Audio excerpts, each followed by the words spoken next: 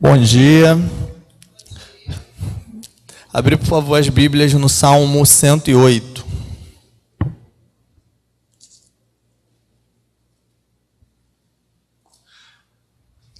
Estamos dando início à nossa terceira aula sobre esse tema, a glória de Deus.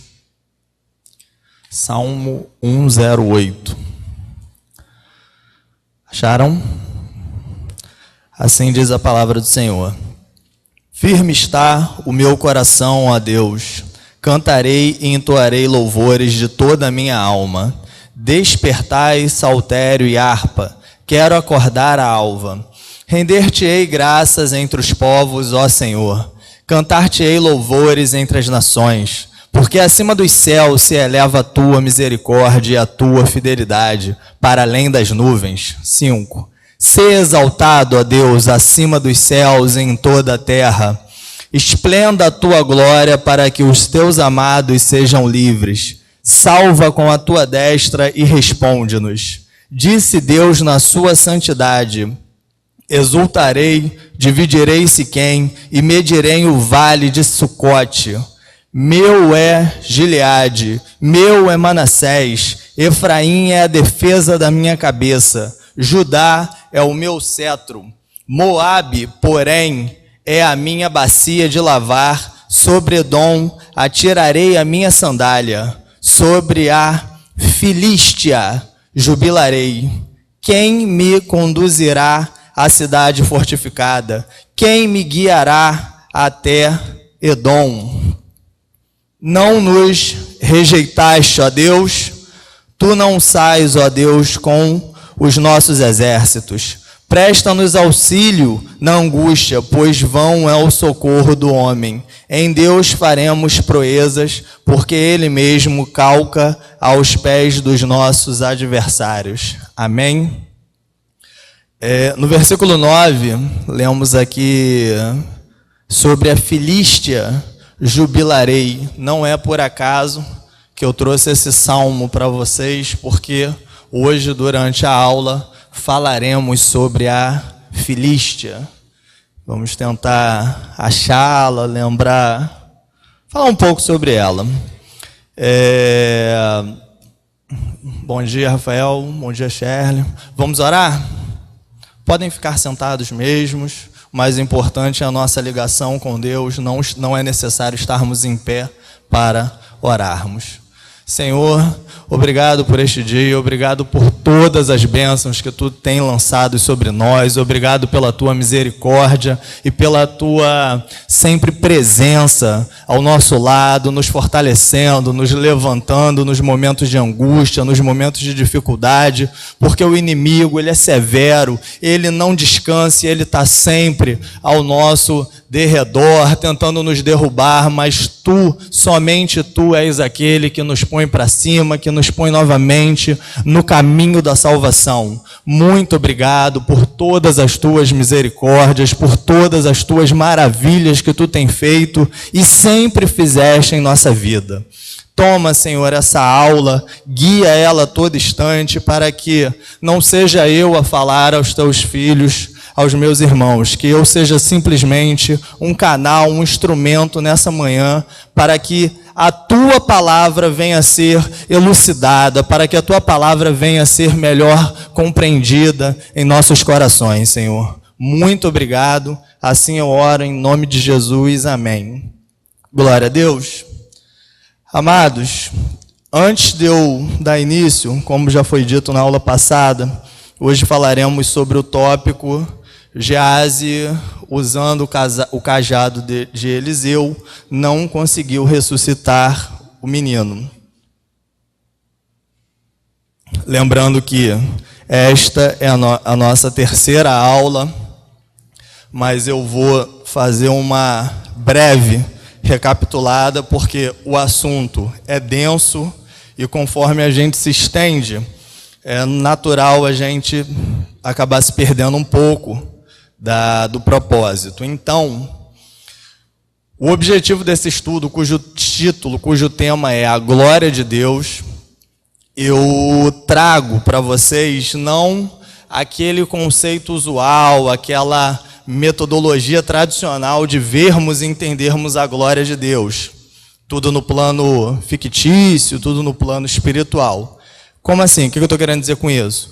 Eu trouxe para vocês neste estudo algo ligado à manifestação da glória de Deus na matéria, no corpo físico, ou seja, como que uma vez essa glória, essa manifestação do Espírito Santo estando na pessoa, ela vem repercutir até mesmo nos nossos ossos, no nosso corpo como um todo. Então, na primeira aula, nós falamos sobre essa energia. Iniciamos falando sobre a partícula de Deus, fizemos uma leitura sobre o que vem a ser os bósons de Higgs, e ali eu comentei que, na verdade, há 13 bilhões de anos, nós seríamos simplesmente raios de energia percorrendo pelo universo. Então, com a evolução, esses raios, essa energia que se deslocava na velocidade da luz, ela veio a se juntar, formando um oceano chamado Oceano de Higgs, e daí teve a existência da matéria, da forma sólida como conhecemos. Sendo que essa mesma energia, essa mesma informação que viajava solta pelo universo, ela continua sendo condensada dentro de cada célula nossa, de cada átomo, de cada molécula. Então nós somos como se fôssemos grandes baterias, grandes receptores de energia. Essa energia, essa informação, melhor dizendo, ela pode ser vista até mesmo nos nossos cromossomos. Se você observar, a sua cadeia genética está ali nos seus cromossomas. E quando a pessoa, nós explicamos sobre os conceitos de glória de Deus, como que ela está no grego, no hebraico, as palavras semelhantes, falamos sobre Shekinah, toda uma série de conceitos bíblicos e outros tirados do dicionário bíblico. Então, dito isso, nós falamos também sobre essa manifestação, quando a pessoa está cheia do Espírito Santo. Falamos também o que é o Espírito Santo, falamos também sobre a terceira pessoa da Trindade, o Pai, o Filho, o Espírito Santo. Falamos que é o Espírito Santo quem dá os dons espirituais e ministeriais.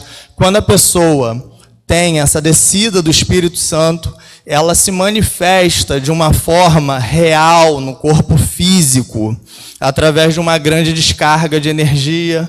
Eu lembro, inclusive, que eu dei o exemplo de um para-raio, dei o exemplo de quando você toma um choque, aquilo percorre o seu corpo todo.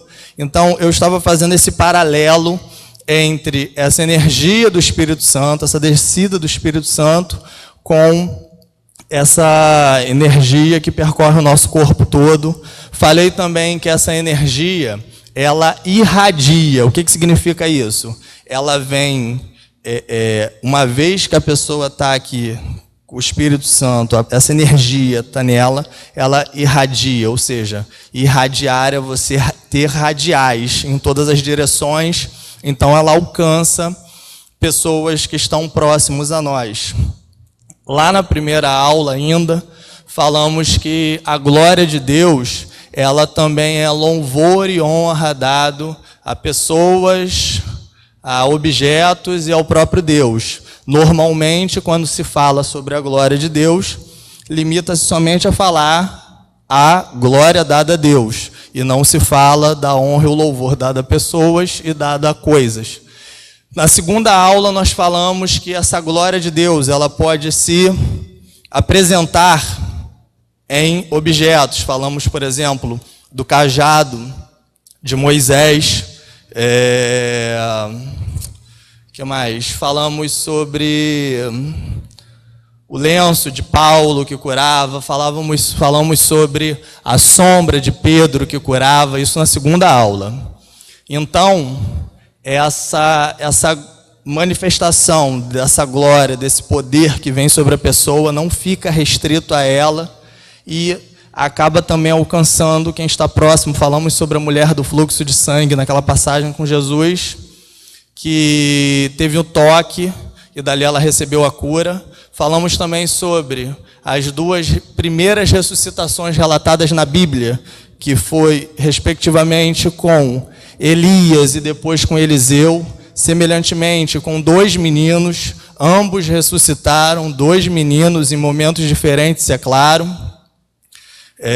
E eles deitaram sobre os meninos e houve a ressuscitação. Então, teve o toque, mas na terceira aula nós falávamos especificamente sobre essa transferência da glória de Deus. Ela precisaria ter o contato para que ocorresse? Então, foi explicado que não. Tudo isso ocorre de acordo com o direcionamento de Deus. Não é nada feito pelo homem, não é o homem que tem controle sobre essa manifestação desse poder, até porque o poder não é dele, o poder é de Deus. Tem muitos homens hoje dentro da igreja achando que o poder é deles, que eles que fazem e tem quem controle sobre isso, quando sabemos que não é verdade. Então, na terceira aula, nós falávamos que, para ver, primeiro, essa glória que está na pessoa, ela pode ser transferida? Pode. Segundo, que falamos na aula passada, essa glória, para ser transferida, ela precisa ter contato físico? Não. Essa glória não precisa exatamente do contato físico, como está aí o exemplo da sombra de Pedro, que curava, e terminamos falando que Eliseu, depois de morto, estava sendo enterrado. Então uma tropa de Moabe estava entrando na cidade, as pessoas que estavam enterrando ele, ele já estava na cova, uma outra pessoa que também estava morta foi jogada sobre o corpo dele, e essa pessoa também ressuscitou. Sendo que essa glória, essa energia tão grande, tão maravilhosa que estava nele, foi suficiente para ressuscitar aquela pessoa quando tocou no corpo dele, mesmo depois de morto. Então, esse é um resumo do que foi visto até agora. Como já foi dito, hoje nós falaremos mais especificamente sobre a vida de Geazi, discípulo de Eliseu, e a vida do profeta Eliseu. Alguma dúvida? Algo que ficou assim para trás, que alguém gostaria de esclarecer sobre isso que eu falei rapidamente? Não?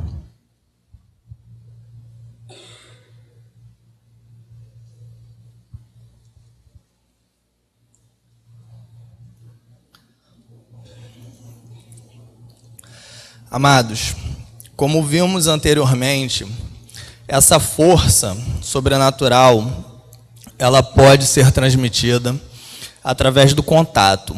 Então, porque Geazi não conseguiu realizar um milagre para ressuscitar o menino morto? Geazi, ou como Rafael me orientou, pode ser também Geazi, né? Depende aí da pronúncia, mas eu vou adotar Geazi. Geazi, ele estava levando o cajado de Eliseu, que era um homem santo e muitíssimo abençoado pelo Senhor. Vocês lembram sobre a vida do profeta Eliseu? Fez tanta coisa ele, né? Coisas maravilhosas. O que vocês acham da gente iniciar dando uma recapitulada do que ele fez de sobrenatural? Abram, por favor, as Bíblias em Primeiro livro de Reis.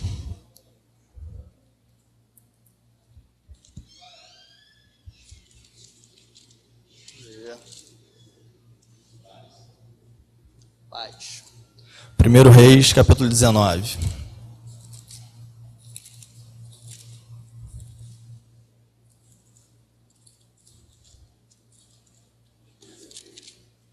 É tua. Pastor Marcelo está por aí? Na casa.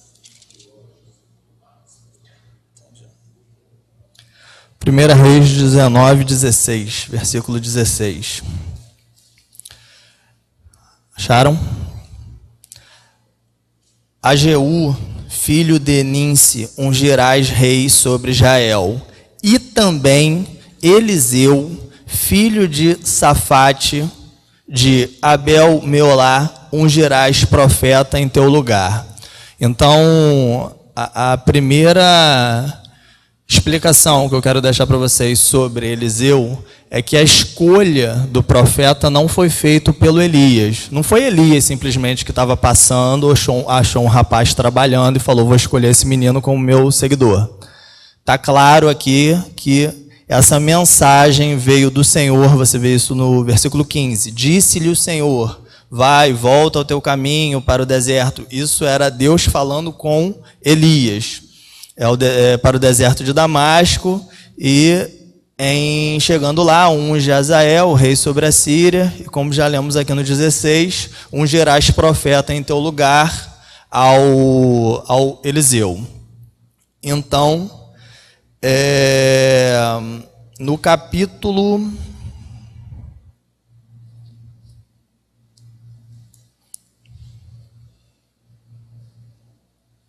Só um momento.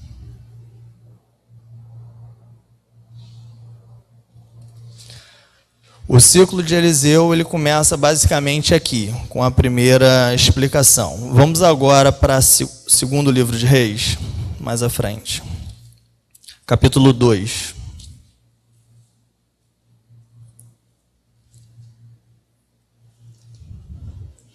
Aqui no capítulo 2, nós vemos que começa a explicação sobre Eliseu é o sucessor de Elias. Eliseu é ungido por ordem de Yahvé como sucessor de Elias. Elias é levado para o céu num carro de fogo e Eliseu fica com o manto do profeta que simbolizava que ele era o sucessor de Elias. Teve aquela passagem que Elias foi transladado e ele conversa com Eliseu, vocês lembram disso?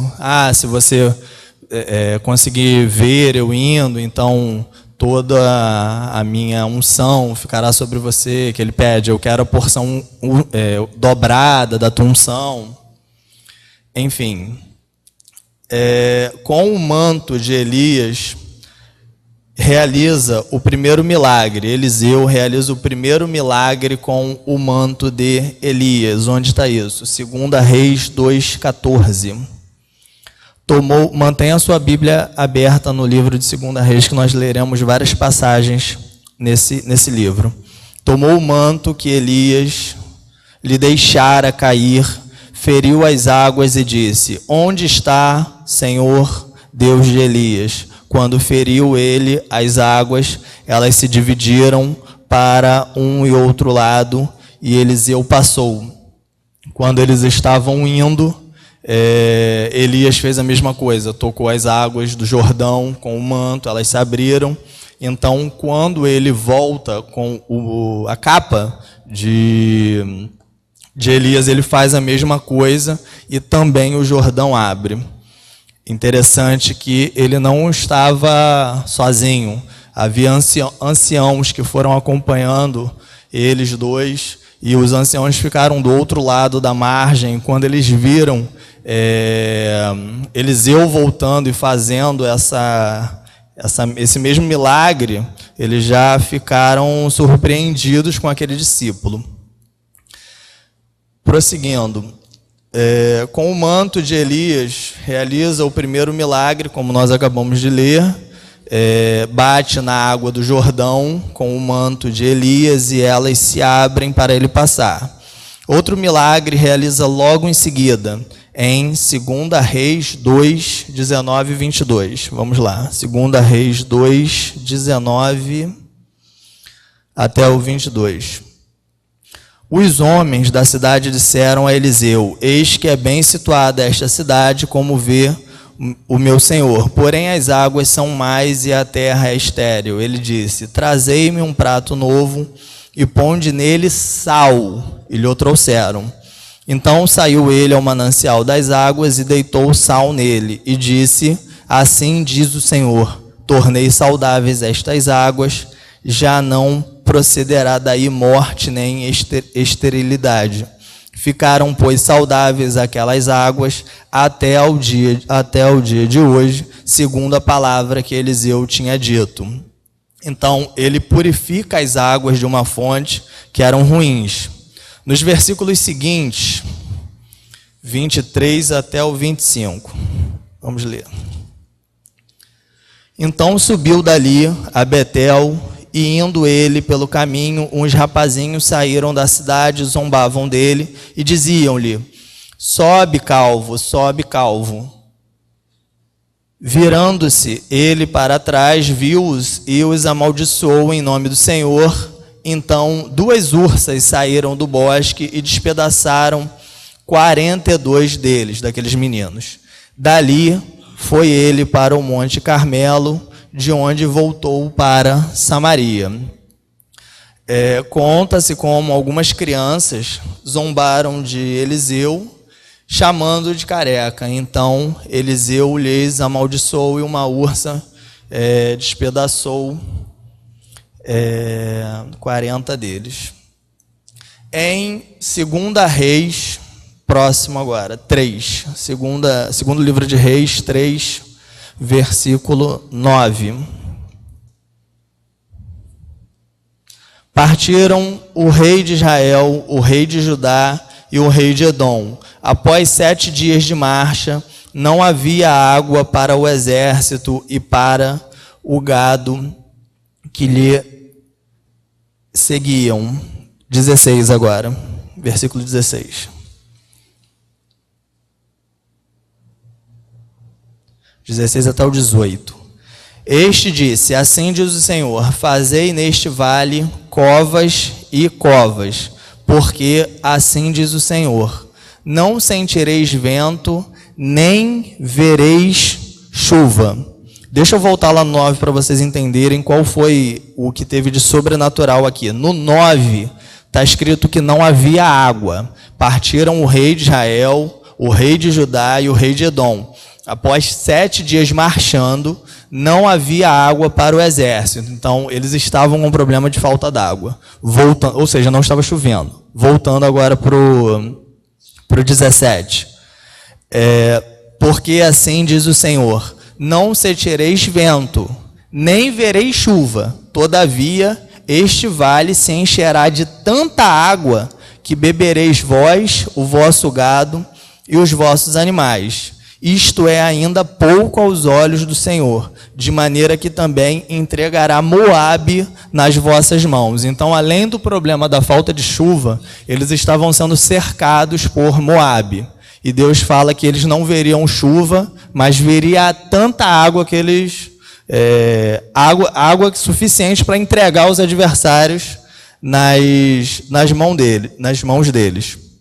Graças às palavras de Eliseu, outro prodígio acontece. Aparece na terra água para matar a sede do povo de Israel e em seguida derrotar os moabitas. Vamos ver isso na leitura do 20, versículo 20 até o 24. Pela manhã, ao apresentar-se a oferta de manjares, eis que vinham as águas pelo caminho de Edom, e a terra se encheu de água. A única coisa que Deus pediu que fosse feito foram covas, buracos na terra. Como nós lemos no versículo 16, está escrito: este disse, assim diz o Senhor, fazei neste vale covas e covas. Ok? Continuando.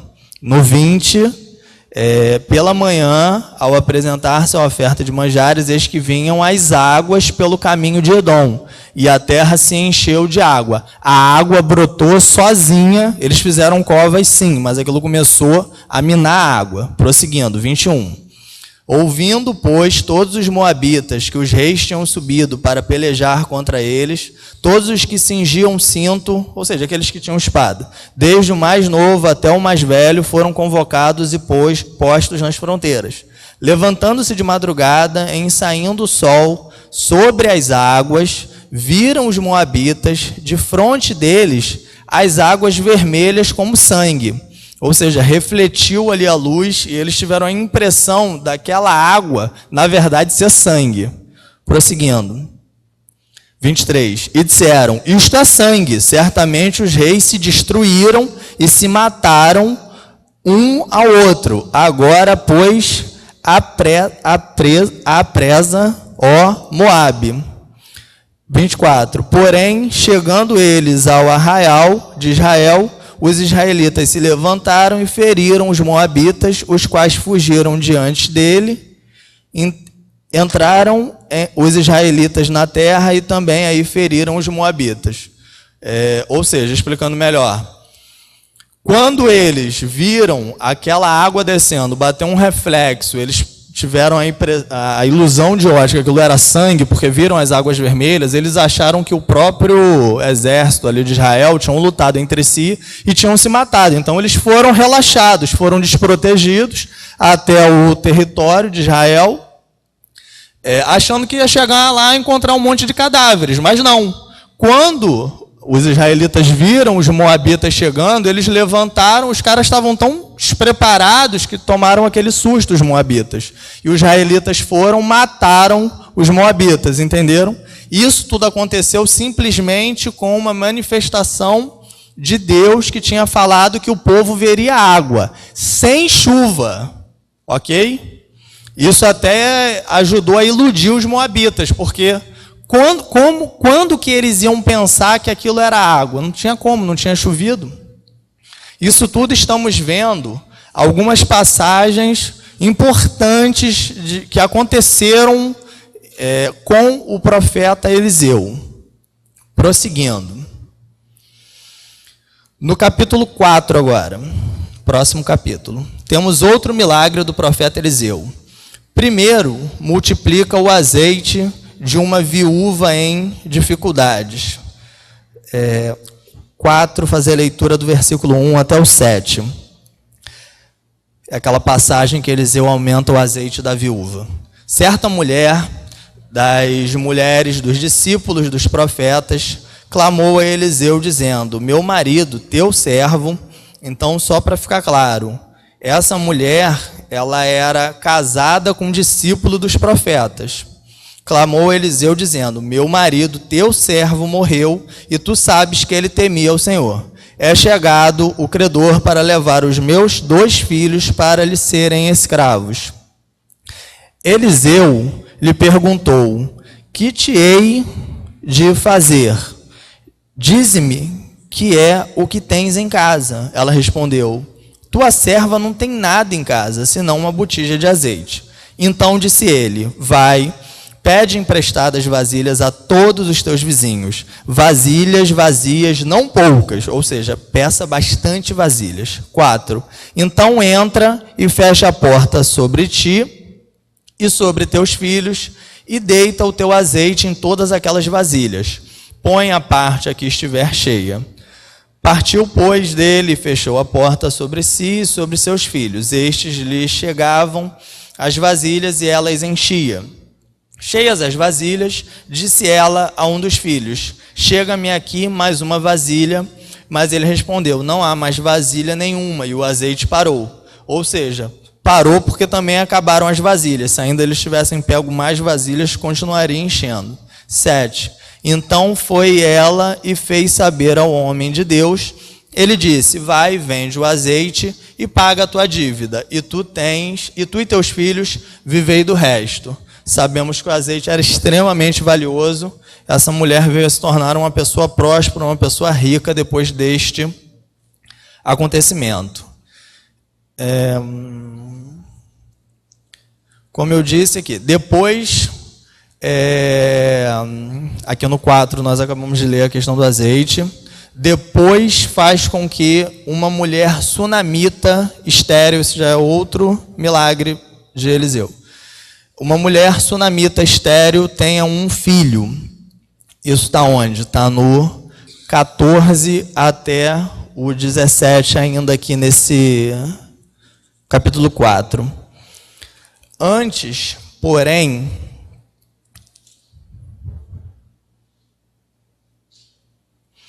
deixa eu ler para vocês essa mulher, a Bíblia explica que ela era sunamita.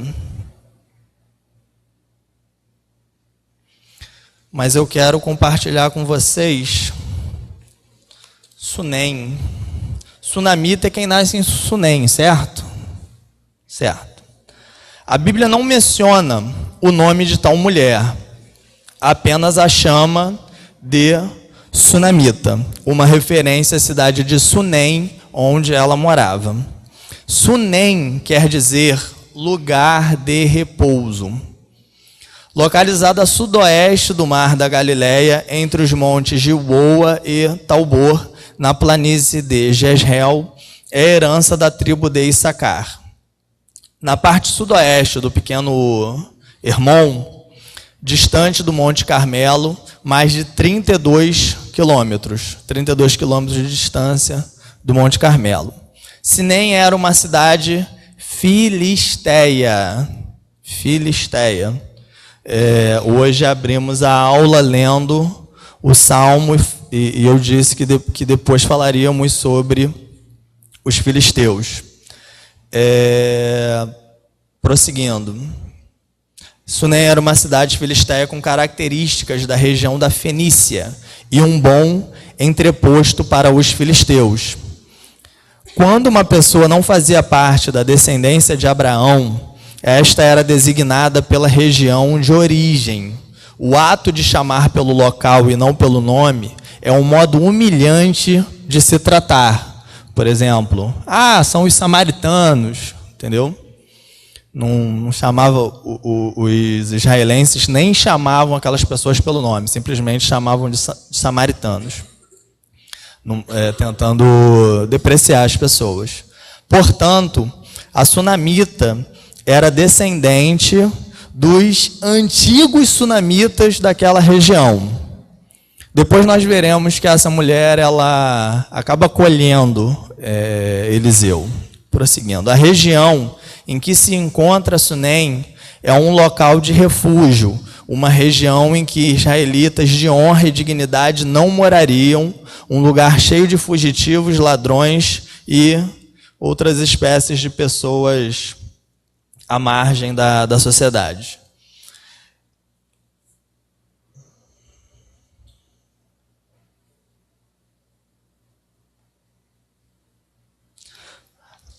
Capítulo 4, do versículo 14 até o 17. Então disse o profeta: que se há de fazer por ela? Geazi respondeu: ora, ela não tem filho e seu marido é velho. Vocês lembram dessa passagem da mulher que acolhe? É necessário ali? Vocês lembram? Ok. Essa passagem começa aqui no 8. Deixa eu fazer só uma leitura aqui do 8 por descargo de consciência.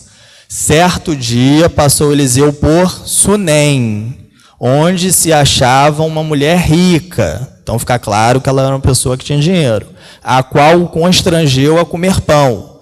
Daí, todas as vezes que passava por lá, entrava para comer. Ok? Voltando agora para o 14. Então disse o profeta: que se há de fazer por ela? Geazi respondeu: ora, ela não tem filho e seu marido é velho. 15. Disse Eliseu: chama. Chamando-a ela se pôs à porta. Disse-lhe o profeta: por este tempo, daqui a 1 ano, abraçarás um filho. Ela disse: não, meu senhor, homem de Deus, não mintas a tua serva. Concebeu a mulher e deu à luz um filho no tempo determinado, quando fez 1 ano, segundo Eliseu lhe dissera. Então isso aqui foi mais uma profecia que se cumpriu, dita por Eliseu. Ele falou que aquela mulher, mesmo sendo ela filisteia, teria um filho, e dentro do prazo determinado aquilo veio a se cumprir. Este mesmo filho, mais tarde, morre. Versículo 20. Ele o tomou e o levou à sua mãe, sobre cujos joelhos ficou sentado até o meio-dia e morreu. Então, aquela mesma criança que Eliseu havia dito que ela receberia, essa criança morreu. É ressuscitado pelo profeta, 34, versículo 34 até o 35. Subiu à cama, deitou-se sobre o menino e, pondo a sua boca sobre a boca dele, os seus olhos sobre os olhos dele e as suas mãos sobre as mãos dele, se estendeu sobre ele e a carne do menino aqueceu. Então se levantou e andou no quarto, uma vez para lá, uma vez de lá para cá, e tornou a subir e se estendeu sobre o menino. Este espirrou 7 vezes e abriu os olhos. Então ele deitou sobre o menino e o menino ressuscitou. Falamos agora há pouco que Elias também fez a mesma coisa com outro menino. Prosseguindo. Nos versículos 38 até o 41, agora 38.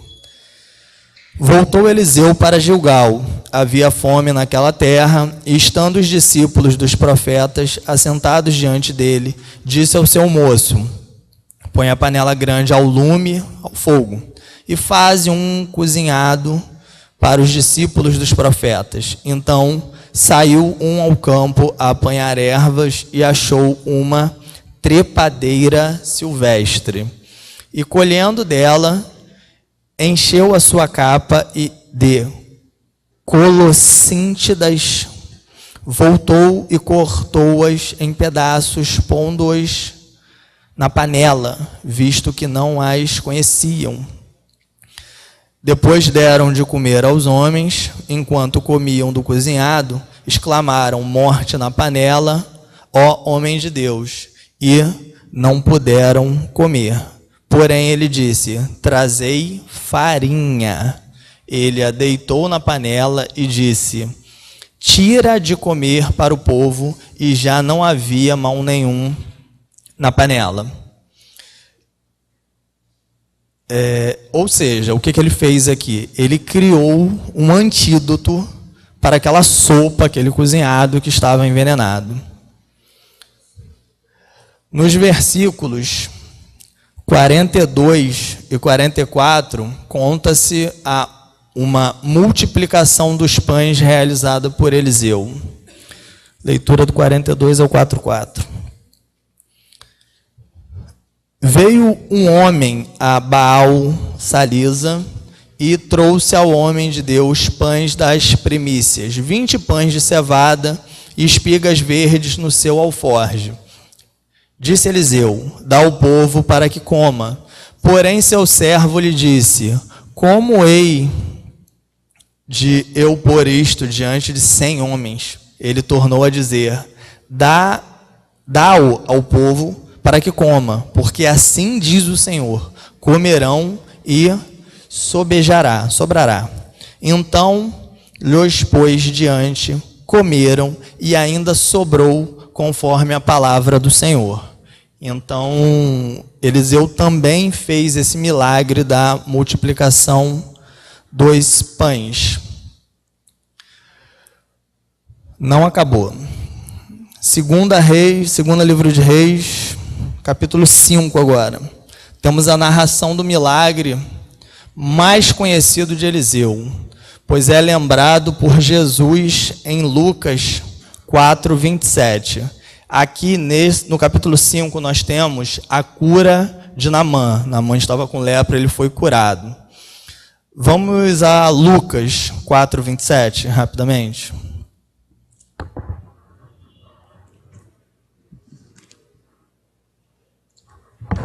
Deixa marcado que voltaremos depois para segundo livro de Reis.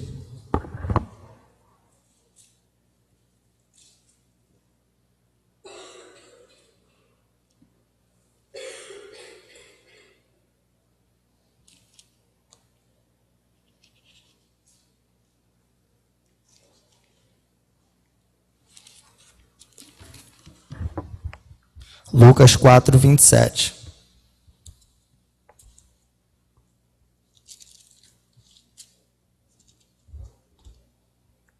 Amém? Havia também muitos leprosos em Israel nos dias do profeta Eliseu, e nenhum deles foi purificado, senão Naamã, o sírio. Isso aqui, quem estava dizendo era Jesus. Jesus estava pregando em Nazaré e lembrou esse acontecimento. Voltando agora para segundo livro de Reis, capítulo 5.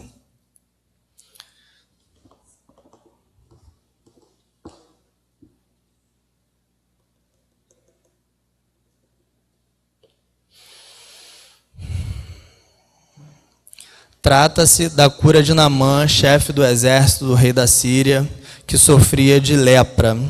5:14. Leitura apenas do versículo 14. Não faremos a leitura do capítulo todo. Então desceu e mergulhou no Jordão 7 vezes, consoante, ou seja, conforme a palavra do homem de Deus. E a sua carne se tornou como a carne de uma criança e ficou limpo. Essa passagem também é conhecida de todos. Então, ocorreu a cura da lepra, que na época era a pior doença que tinha para aquele povo. Mais alguns acontecimentos, alguns milagres de Eliseu. Agora no capítulo 6. Segundo livro de Reis, capítulo 6, leitura do 1 até o 7. Disseram os discípulos dos profetas a Eliseu: eis que o lugar em que habitamos contigo é estreito demais para nós. Vamos, pois, até ao Jordão, tomemos de lá cada um de nós uma viga e construamos um lugar em que habitemos. Respondeu ele: ide. Disse um: serve-te de ires com os teus servos. Ele tornou: eu irei. E foi com eles. Chegados ao Jordão, cortaram madeira. Sucedeu que, enquanto um deles derribava um tronco, o machado caiu na água. Ele gritou e disse: ai, meu senhor, porque era emprestado. Perguntou o homem de Deus: onde caiu? Mostrou-lhe ele o lugar. Então Eliseu cortou um pau e lançou-o ali, e fez flutuar o ferro, e disse: levanta-o. Estendeu ele a mão e o tomou.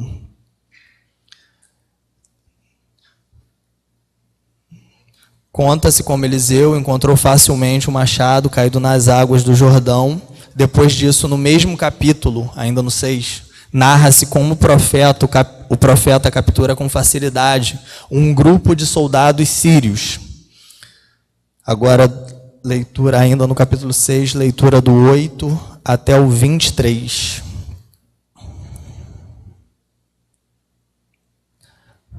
O rei da Síria fez guerra a Israel e, em conselho com seus oficiais, disse: em tal e tal lugar estará o meu acampamento. Mas o homem de Deus mandou dizer ao rei de Israel: guarda-te de passares por tal lugar, porque os sírios estão descendo por ali. Ou seja, havia guerra entre o povo de Israel e os sírios, e eles estavam dando conselhos para não passarem por certos lugares.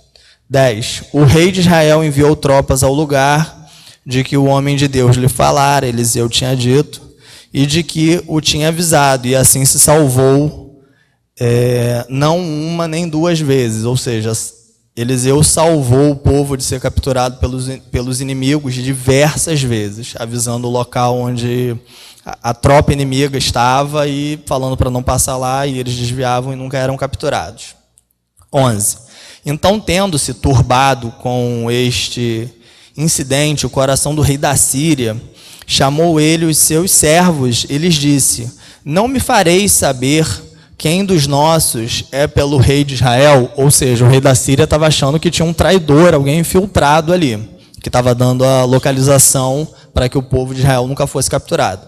Respondeu um dos seus servos: ninguém, ó rei, meu senhor, mas o profeta Eliseu, que está em Israel, faz saber ao rei de Israel as palavras que falas na tua câmara de dormir.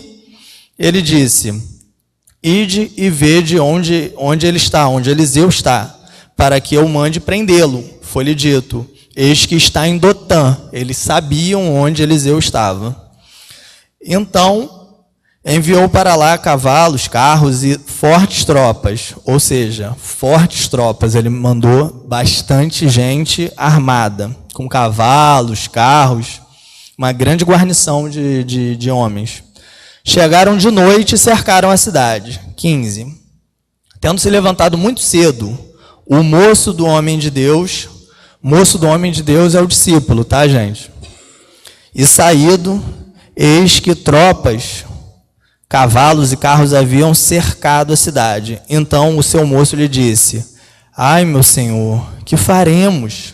Ele respondeu: não temas, porque mais são os que estão conosco do que os que estão com eles. Orou Eliseu e disse: Senhor, peço-te que lhe abras os olhos para que veja. Ele estava pedindo para que Deus mostrasse para o moço dele, para o discípulo dele, quem realmente estava em volta daquelas tropas inimigas. O Senhor abriu os olhos do moço e ele viu que o monte estava cheio de cavalos e carros de fogo em redor de Eliseu. E como desceram contra ele, orou Eliseu ao Senhor e disse: fere, peço-te, esta gente de cegueira. Feriu-a de cegueira conforme a palavra de Eliseu. Ou seja, todo aquele contingente inimigo ficou sem enxergar. 19. Então Eliseu lhes disse: não é este o caminho, nem esta cidade. Segue-me e guiar-vos-ei ao homem que buscais. E os guiou a Samaria. Ou seja, chegaram aqueles inimigos cegos até ele, aí ele muito receptivamente falou assim: não, vem comigo que eu vou levar vocês até o lugar que vocês estão buscando. 20. Tendo ele chegado a Samaria, disse Eliseu: ó Senhor, abre os olhos destes homens para que vejam. Abriu-lhes o Senhor os olhos e viram, e eis que estavam no meio de Samaria. Ou seja, a tropa síria estava no meio da cidade de Samaria. Quando o rei de Israel os viu, perguntou a Eliseu: feri-los-ei, meu pai? O rei de Israel estava perguntando para Eliseu o que era para fazer, já que Eliseu tinha trago as pessoas. Até esse momento que eles chegaram na cidade, eles estavam cegos, estavam sem enxergar.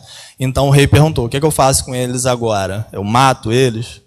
22. Respondeu ele: não os ferirás. Fere aqueles que fizeres prisioneiros com a tua espada e o teu arco. Porém, a estes manda pôr-lhes diante pão e água, dá de comer para eles, para que comam e bebam e tornem a seu senhor. Ou seja, alimenta esse povo e liberta eles para que eles voltem de onde eles vieram. 23. Ofereceu-lhes o rei grande banquete. Não foi pouca coisa, não. Está escrito aqui, grande banquete. Deu o melhor que tinha para aqueles inimigos. E comeram e beberam, despediu-os e foram para seu senhor. E da parte da Síria não houve mais investidas na terra de Israel. Isso aqui foi mais um acontecimento, mais um milagre feito por Eliseu. Para vocês que chegaram depois, estamos vendo os melhores momentos de Eliseu, tá?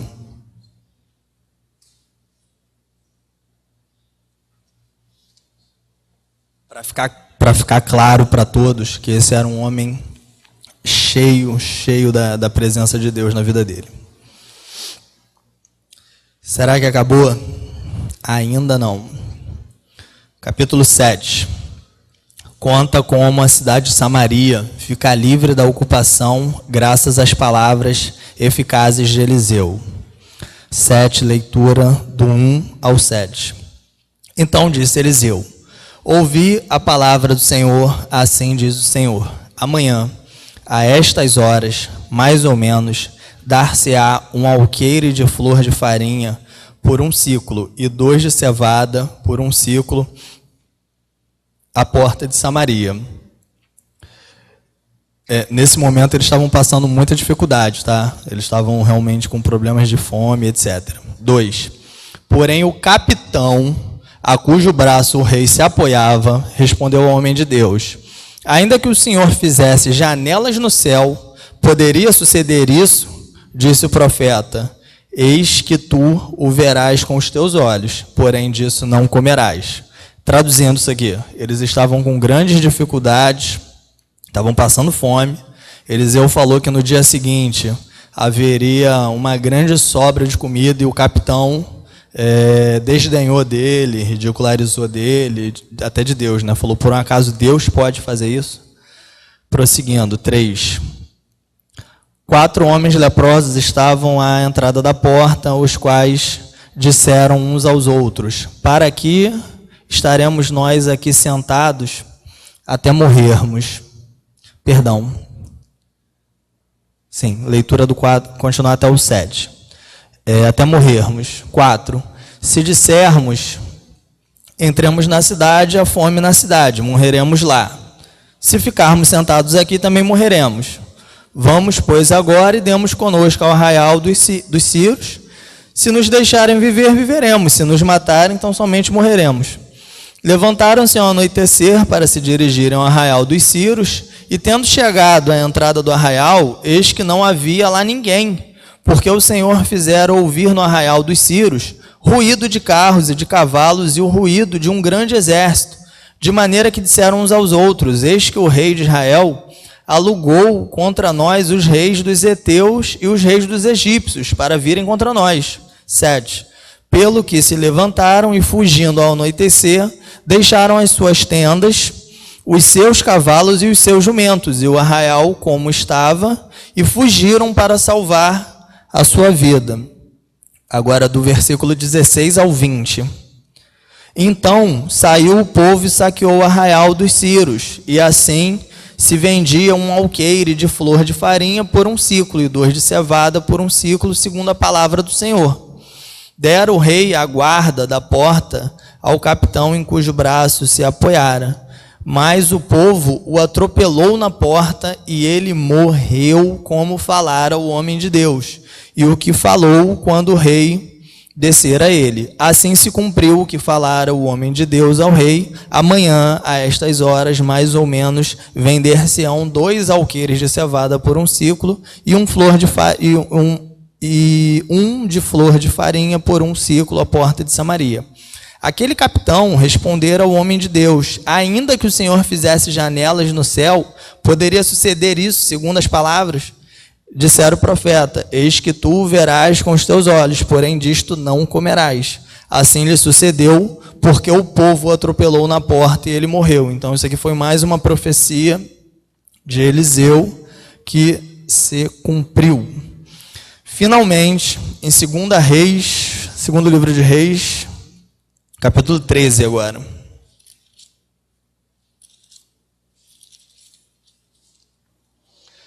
É contado o último milagre de Eliseu, realizado já quando tinha morrido.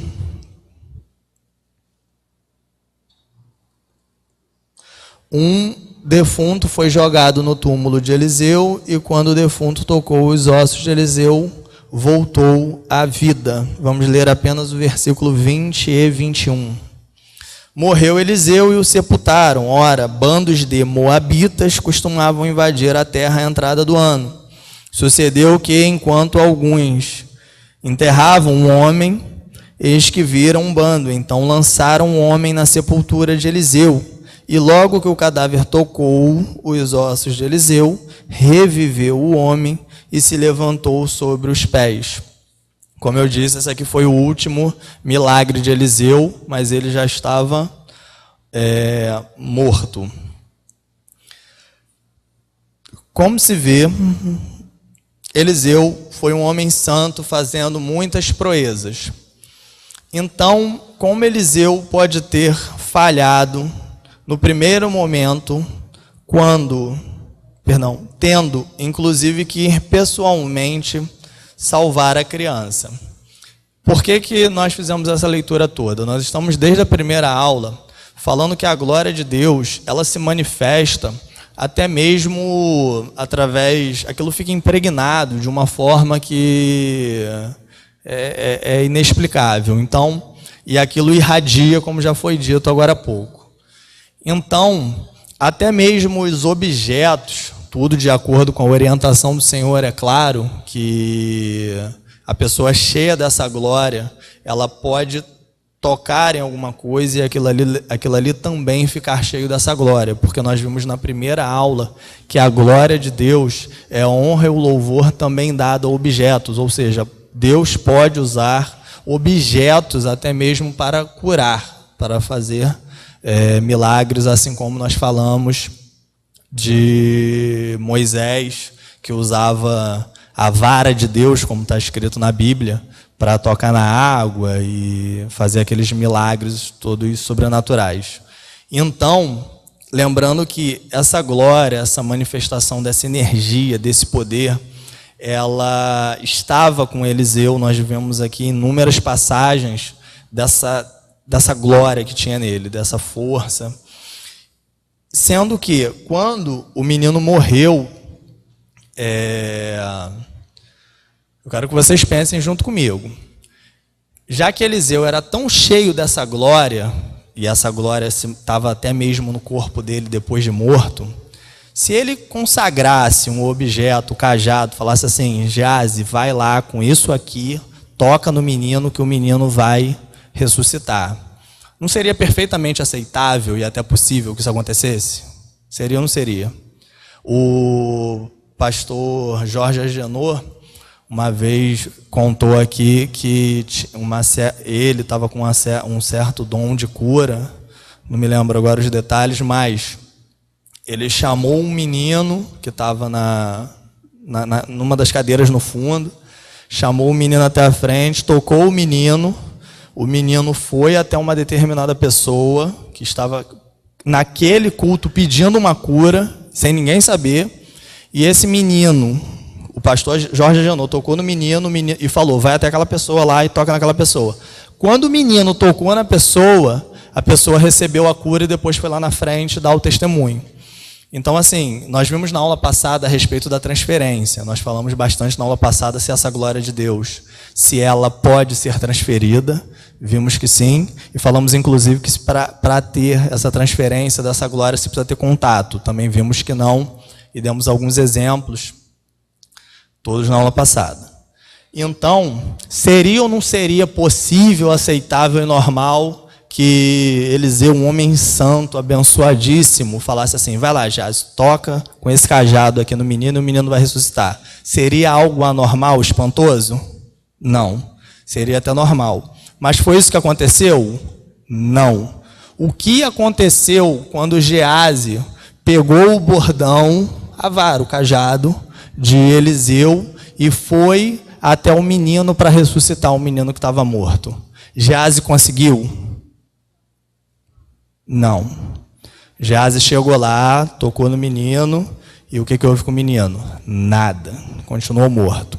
Aí Geazi voltou, encontrou a mãe do menino junto com Eliseu, que estavam chegando no local onde o menino estava morto. Ou seja, é como se Eliseu tivesse falhado, né? É ou não é? Porque, entenda, ele falou, ele deu o cajado dele. O cajado é algo que marca a identidade da pessoa. Por isso que a gente fala o bordão da pessoa. Hoje o bordão é uma coisa que a pessoa fala muito, repete toda hora, aquilo é uma marca da pessoa, né? Por exemplo, o Fausto Silva, ô louco meu, falou isso, é o bordão dele. Você sabe que está falando dele. Naquela época, o bordão, o que representava a pessoa era o cajado. Os cajados eram bonitos, eram trabalhados, personalizados, talhados na madeira, alguns tinham até tecidos enrolados. Só um momento.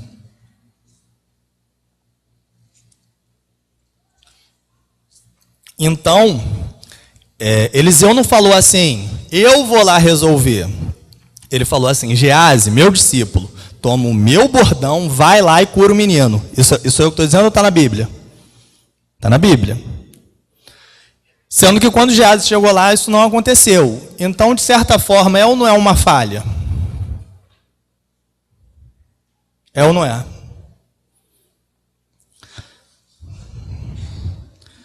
Vamos lá. Se Eliseu estava impregnado do poder de Deus, como nós lemos aqui em inúmeras passagens, então por que o bordão não foi suficiente para curar um menino? Essa pergunta nós vamos responder depois da análise de Geazi. Nós vimos a história toda de Eliseu. Vamos falar agora um pouco sobre Geazi? O que vocês acham? Vamos conhecer Geazi? Geazi era o discípulo de Eliseu. Primeiramente, vamos começar com o significado do nome Geazi. Em hebraico, significa vale da minha visão, ou negador, ou diminuidor. Então, o significado do nome dele, recapitulando, é algo como negador ou diminuidor. Sabemos que o nome tem um peso na vida da pessoa. Era o discípulo de Eliseu e pelo significado do seu nome, tudo apontava que fosse o sucessor imediato do profeta. Assim como aconteceu com Elias e Eliseu. Eliseu foi o sucessor que ficou depois que Elias foi transladado. Geazi teve um comportamento semelhante ao de Judas Iscariotes, discípulo de Cristo. Geazi foi discípulo de um mensageiro de Deus, mas preferiu o cinismo típico dos mercenários que usam práticas religiosas para angariar dinheiro. Vocês lembram disso, que ele pediu dinheiro?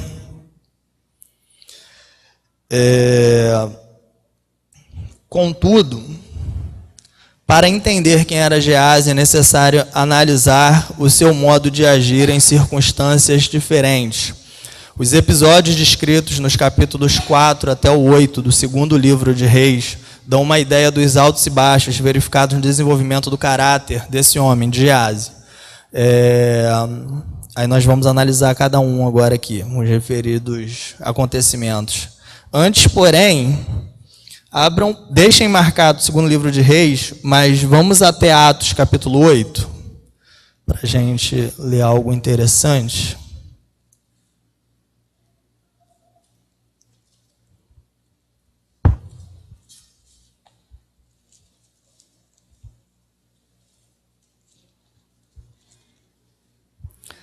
Atos 8, 16 até o 22.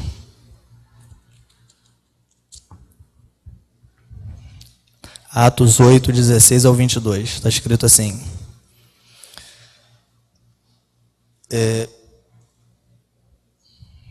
Isso aqui, Pedro e João estavam em Samaria, tá? 16.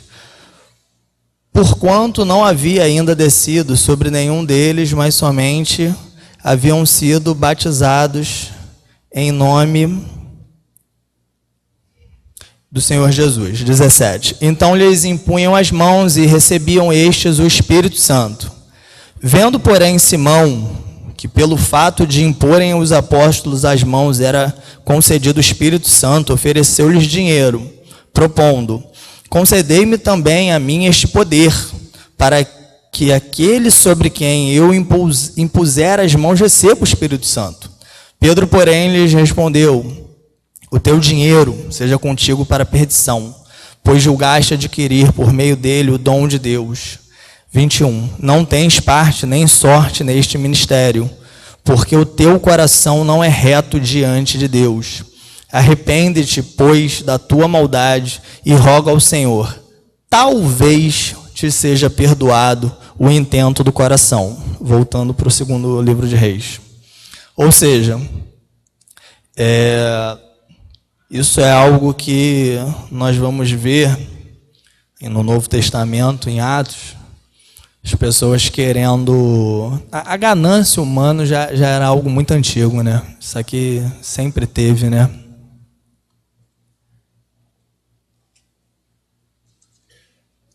Pessoas trocando aquilo que vem sobrenatural, aquilo que é puro, aquilo que vem de Deus, com algo que pode ser pago em função disso.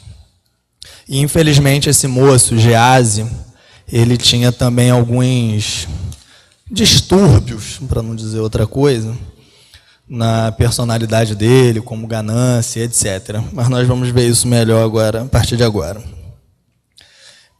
Nós falaremos os seguintes tópicos.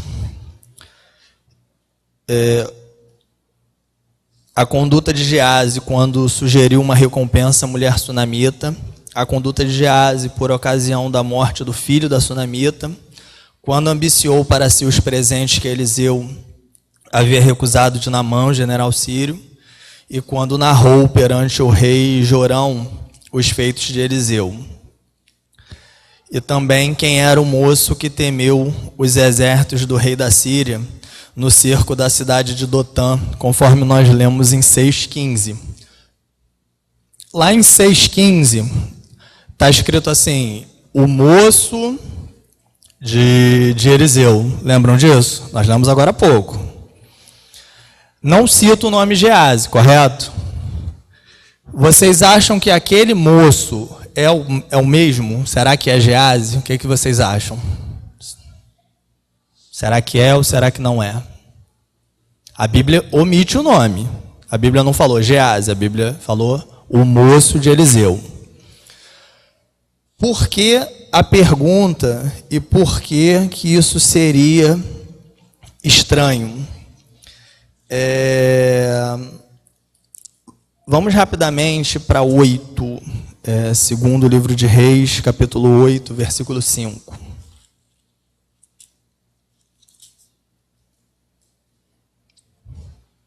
Acharam? Segundo livro de Reis 8, 5.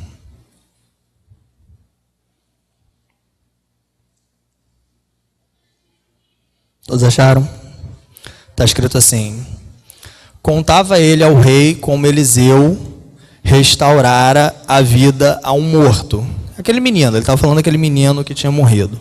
Quando a mulher, cujo filho ele havia restaurado a vida, clamou ao rei pela sua casa e pelas suas terras. Então disse Geazi, está claro que é Geazi que está aqui. Então disse Geazi: ó rei, meu senhor, esta é a mulher e este o seu filho a quem Eliseu restaurou a vida. Estamos em qual capítulo aqui? 8.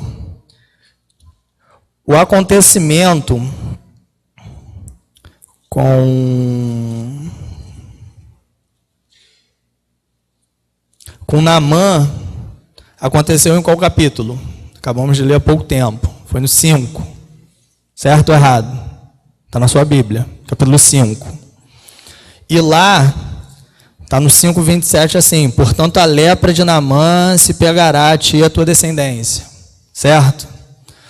Se no capítulo 5 aconteceu o episódio da lepra, como que ele aparece de novo no 8? E aqui está claro que é ele, restaurando os bens da sunamita. É algo que me chamou a atenção. Normalmente a gente lendo passa despercebido. O que vocês acham? Será que Geazi se recuperou da lepra, conforme a gente acabou de ler? Lá no 5:22, abre aí no 5:22.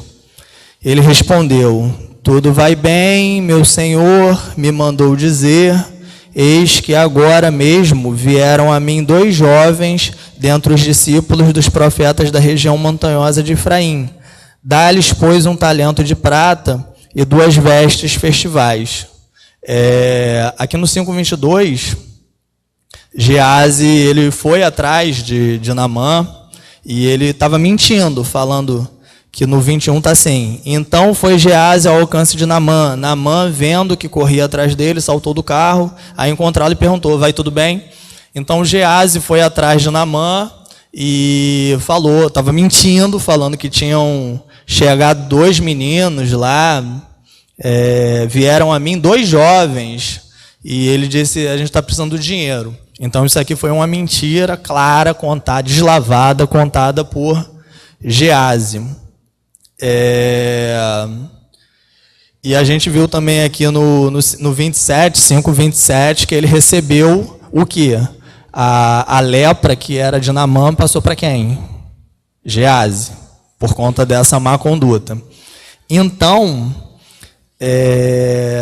eu pergunto para vocês, se lá no 8 aparece de novo o nome de Gease, contando para o rei os acontecimentos que Eliseu tinha feito, e nesse exato momento a sunamita chega, como é possível? O que vocês acham? Talvez seja como o outro, que lá em Atos que você leu, que se aquele homem se arrependesse. Quando você leu lá em Atos, que o profeta fala para aquele homem, né, que caso ele se arrependesse, que ele queria comprar a glória de Deus, né, e ele se arrependesse, talvez o pecado dele pudesse ser perdoado. E talvez, acho que aconteceu, foi isso com Gease. Mais alguém? Alguma opinião? Ninguém?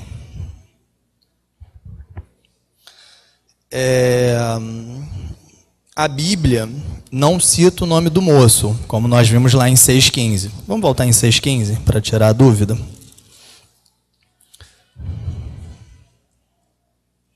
Tendo se levantado muito cedo, o moço do homem de Deus, não citou o nome. Aqui a gente não sabe se é Gease ou não. Já em 5:27, a gente acabou de ler.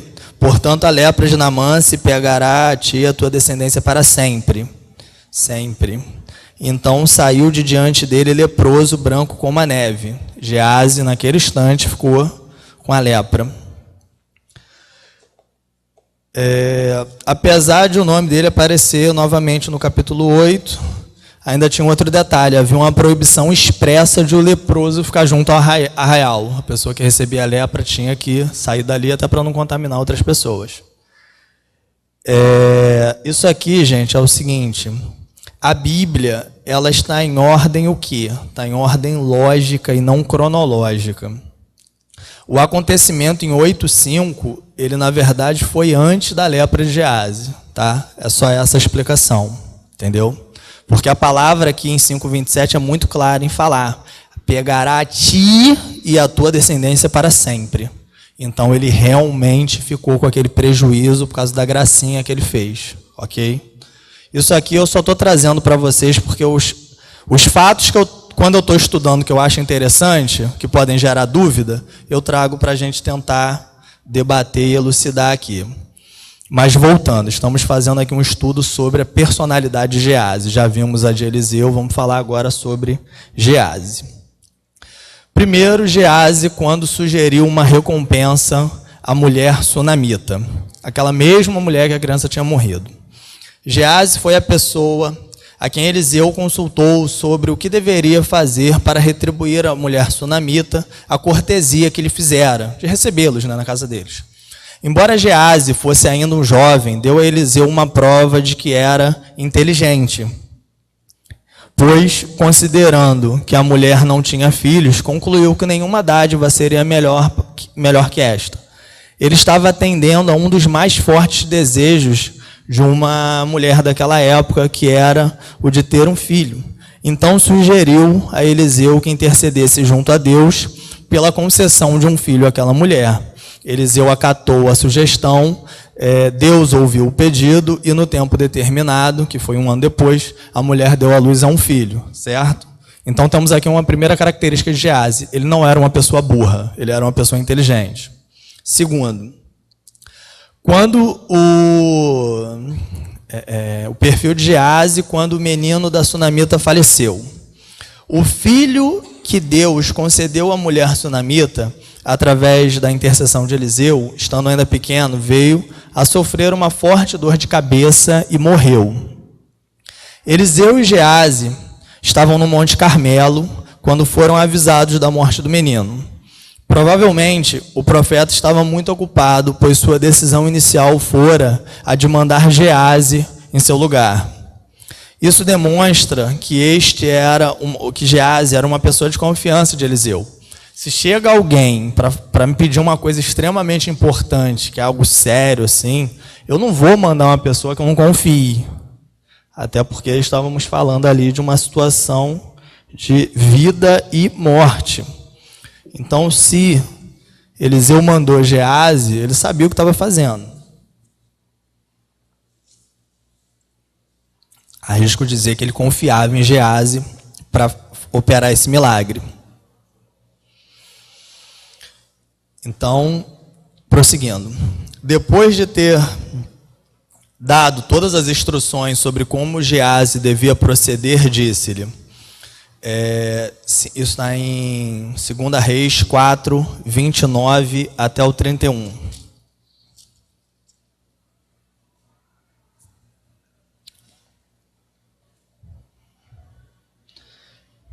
Cinge os teus lombos e toma o meu bordão na tua mão, e vai.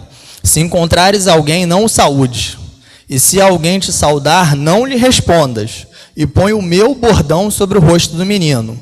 Porém, disse a mãe do menino: vive o Senhor e vive a tua alma, que não te hei de deixar. Então ele se levantou e a seguiu. E Geazi passou diante deles e pôs o bordão sobre o rosto do menino. Porém, não havia nele voz nem sentido. E voltou a encontrar-se com ele e lhe trouxe aviso, dizendo: não despertou o menino. Coube então a Eliseu ressuscitar a criança. Então foi aquilo que eu comentei agora há pouco. Ele foi primeiro, não conseguiu. Quando ele estava voltando, encontrou a mãe do menino e Eliseu chegando. E agora a análise de Geazi quando cobiçou os presentes do general Naamã. Esta talvez tenha sido, então não se perca, nós vimos que Geazi era uma pessoa inteligente e vimos que era uma pessoa da confiança de Eliseu. Porque se não fosse, Eliseu não ia falar para ele na frente, ia falar: não, vamos juntos. Vamos lá. Quando ele cobiçou os presentes do general Naamã, esta talvez tenha sido a maior demonstração da fraqueza revelada por Geazi. Naamã, general sírio, havia sido informado através de uma escrava israelita que, se fosse a terra de Israel, o homem de Deus, Eliseu, que estava em Samaria, o curaria da sua lepra. Naamã acreditou no que ouviu e, motivado pela esperança de ser curado, formou uma grande comitiva e foi a Samaria levando muitos presentes a Eliseu, caso fosse curado. Chegando a Israel, obedeceu aos procedimentos determinados pelo homem de Deus e, ao fazê-lo, ficou completamente curado. Contudo, quando ofereceu os presentes a Eliseu, este os rejeitou por não achar que fosse correto fazer isso. Então Naamã retornou a seu país, levando de volta todos os presentes, inconformado com a atitude de seu senhor e querendo tirar proveito da situação. Geazi decidiu ir atrás de Naamã e solicitar dele alguns dos presentes que havia trazido, dando a entender que Eliseu havia mudado de opinião. Ao alcançar Naamã, esta foi a história de Geazi. Você pode acompanhar em 2 Reis 5, do 22 ao 24. Meu Senhor, segundo livro de Reis 5, 22 ao 24. Meu Senhor me mandou dizer: eis que agora mesmo vieram a mim 2 mancebos, 2 jovens, dos filhos dos profetas da montanha de Efraim. Dá-lhes, pois, 1 talento de prata e 2 mudas de vestidos. Em outras versões está roupas festivais. E disse Naamã: se servido, toma 2 talentos. E instou com ele e amarrou 2 talentos de prata em 2 sacos com as 2 mudas de vestidos e pô-las sobre 2 dos seus moços, os quais os levaram diante dele. O negócio era tão pesado que Geazi não voltou sozinho. Foram 2 ajudantes carregando as ofertas. E chegando ele à altura, tomou-os das suas mãos e os depositou em casa, e despediu aqueles homens e foram-se. Prosseguindo. Para isso, Geazi teve que mentir quantas vezes? 2 vezes. Ele contou 2 mentiras. Primeiro a Naamã e segundo a Eliseu. Foi ou não foi? Ele mentiu para Naamã, enganando Naamã, e depois, quando chegou em casa, ele mentiu também para Eliseu. Quando Eliseu inquiriu, de onde vem Geazi? Ele respondeu: teu servo não foi nem a uma nem a outra parte. Agindo assim, Geazi contrariou a vontade de seu mestre e os princípios que regiam a conduta dele.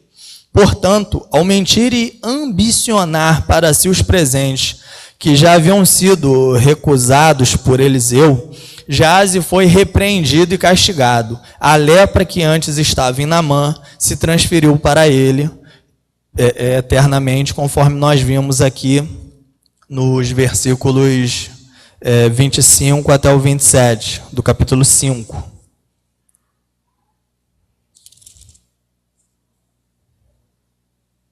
5, 25 até o 27, lê só de novo o 27. Portanto, a lepra de Naamã se pegará a ti e a tua descendência para sempre. Então saiu de diante dele leproso, branco como a neve. E a última análise que eu faço de Geazi é a seguinte: a conduta dele quando relatou perante o rei Jorão os feitos de Eliseu.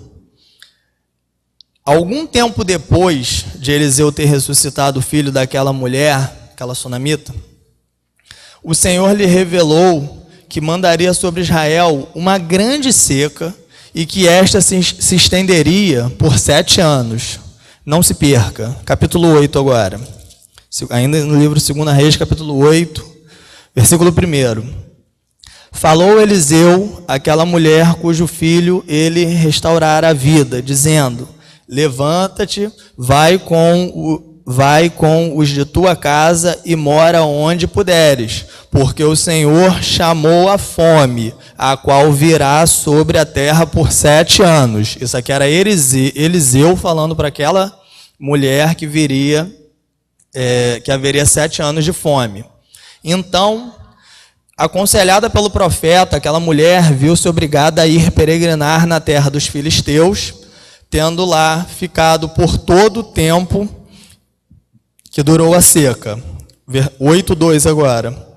Levantou-se a mulher e fez segundo a palavra do homem de Deus, saiu com os de sua casa e habitou por 7 anos na terra dos filisteus. Ao cabo desse tempo, e melhorada a situação em sua terra de origem, ela decidiu voltar. Ao chegar, constatou que tinham se apoderado indevidamente de sua casa e de suas terras. 8:3. Ao cabo dos 7 anos, a mulher voltou da terra dos filisteus e saiu a clamar ao rei pela sua casa e pelas suas terras. Certo dia, estando Geazi, a pedido do rei Jorão, a relatar os feitos de Eliseu, incluiu em seu relato a ressurreição do filho daquela mulher. Coincidentemente, naquele mesmo dia, a mulher cujo filho fora ressuscitado por Eliseu compareceu perante o rei para reclamar a reintegração de posse de sua casa e de suas terras, e Geazi a reconheceu. Capítulo 8, versículo 4 e 5.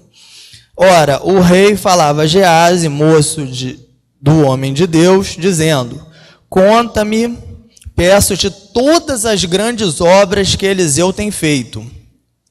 Contava ele ao rei como Eliseu restaurara a vida a um morto, quando a mulher cujo filho ele havia restaurado a vida, clamou ao rei pela sua casa e pelas suas terras.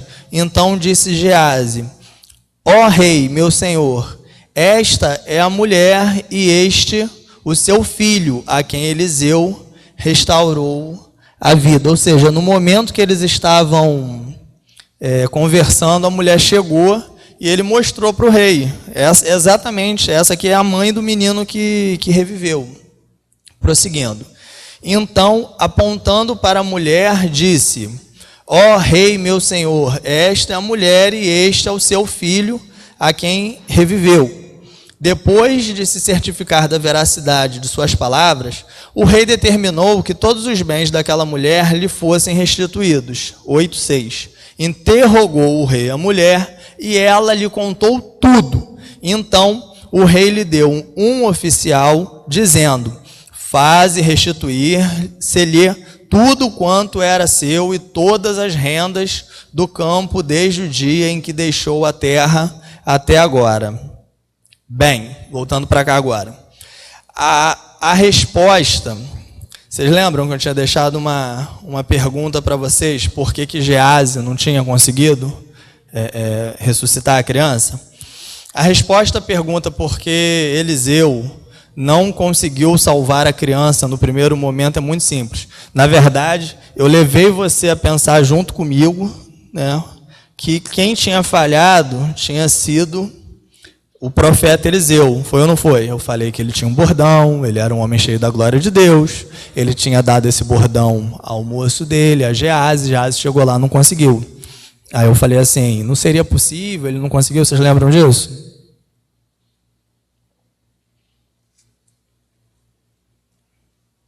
Pois bem, como eu disse, a resposta é muito simples para essa falha de Eliseu.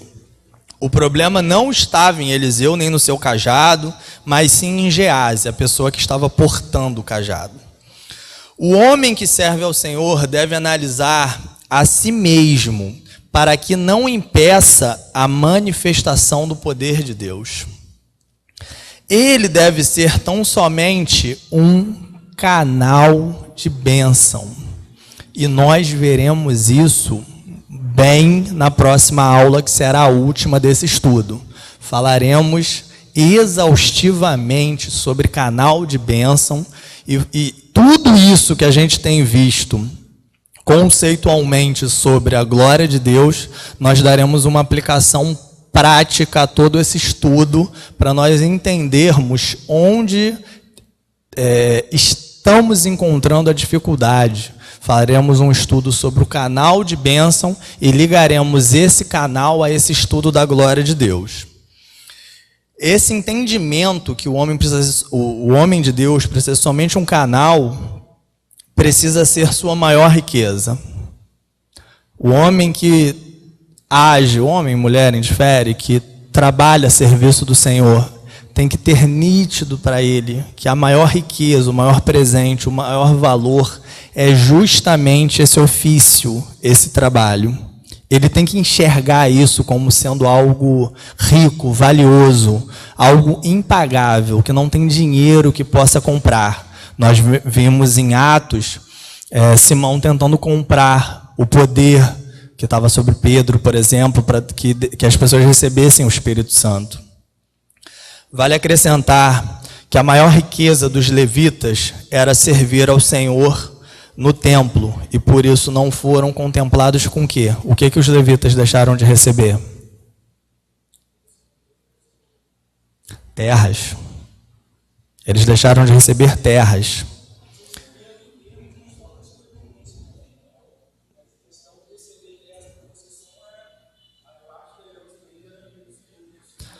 Obrigado. O Mateus está acrescentando que eles receberam terras sim, mas a parte deles foi bem menor, foi basicamente para subsistência, porque a grande divisão do território de Israel não contemplou a família dos levitas. Como eu disse, os levitas era servir ao Senhor no templo e por isso não foram contemplados com terra na época da divisão das 12 tribos. Isso quando eles já estavam onde? Dentro da terra prometida.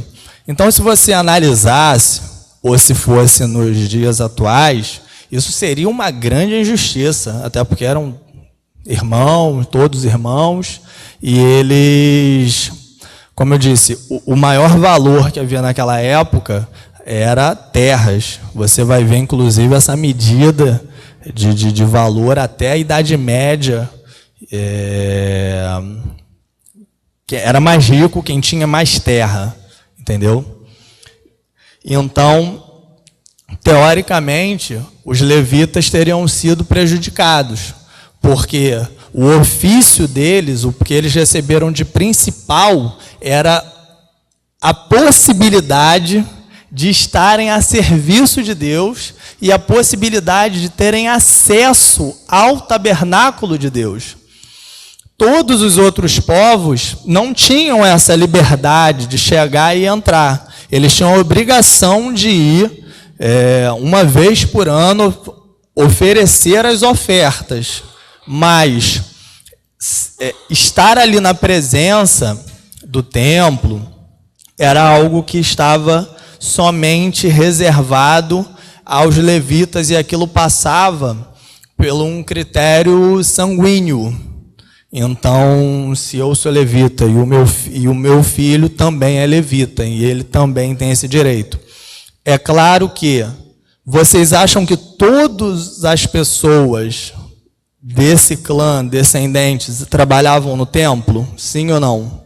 Ou seja, todos os levitas, descendentes de Levi, eram sacerdotes e etc? Sim ou não? Não? Mais alguém? Quem acha que sim? Levanta a mão. Tudo bem. Vou entender que é pacífico que não.